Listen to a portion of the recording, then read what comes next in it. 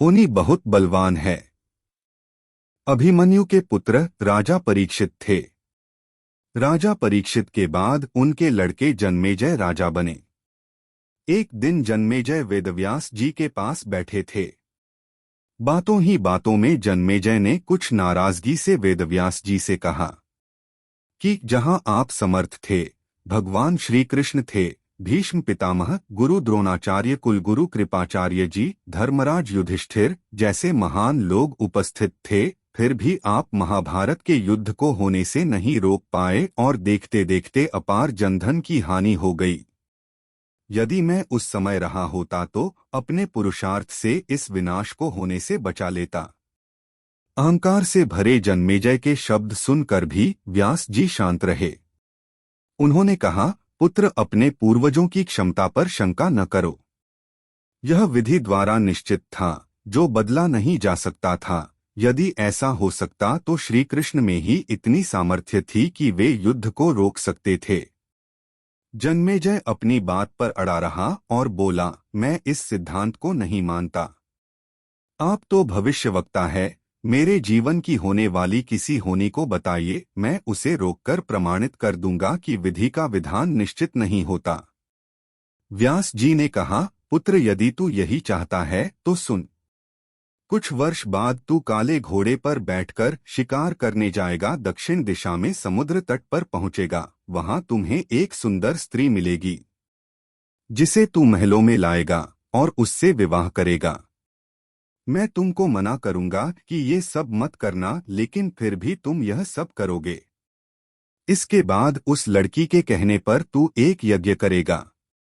मैं तुमको आज ही चेता कर रहा हूं कि उस यज्ञ को तुम वृद्ध ब्राह्मणों से कराना, लेकिन वह यज्ञ तुम युवा ब्राह्मणों से कराओगे।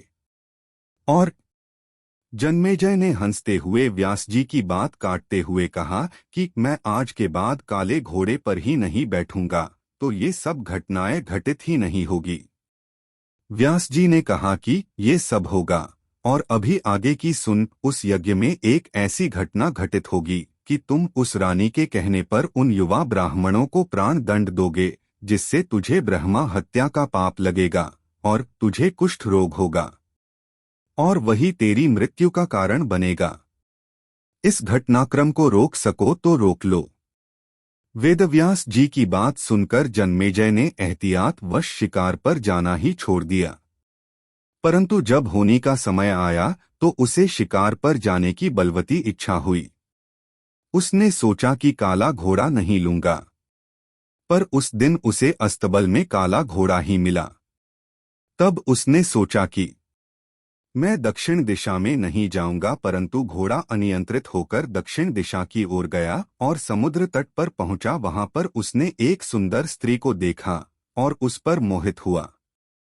जन्मेजय ने सोचा कि इसे लेकर महल में तो जाऊंगा, लेकिन शादी नहीं करूंगा। परंतु उसे महलों में लाने के बाद उसके प्यार में पड़कर उससे विवाह भी कर लिया। फिर रानी के कहने से जन्मेजय द्वारा यज्ञ भी किया गया। उस यज्ञ में युवा ब्राह्मण ही रखे गए। किसी बात पर युवा ब्राह्मण रानी पर हंसने लगे। रानी क्रोधित हो गई और रानी के कहने पर राजा जन्मेजय ने उन्हें प्राण दंड की सजा दे दी। फलस्वरूप उसे कोढ़ हो गया। अब जन्मेजय घबरा गया और तुरंत व्यास जी के पास पहुंचा और उनसे जीवन बचाने के लिए प्रार्थना करने लगा। वेदव्यास जी ने कहा कि एक अंतिम अवसर तेरे प्राण बचाने का और देता हूँ। मैं तुझे महाभारत में हुई घटना का श्रवण कराऊंगा, जिसे तुझे श्रद्धा एवं विश्वास के साथ सुनना है। इससे तेरा कोढ़ मिटता जाएगा।